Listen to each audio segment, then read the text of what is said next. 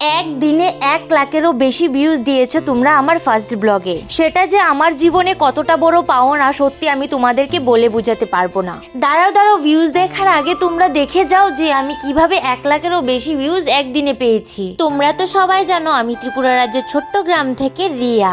Hello বন্ধুরা, তোমাদের সকলকে আমার ছোট্ট ব্লগে অনেক অনেক স্বাগতম। তোমাদের ভালোবাসায় আমি আবার আমার দ্বিতীয় ব্লগ নিয়ে চলে এলাম।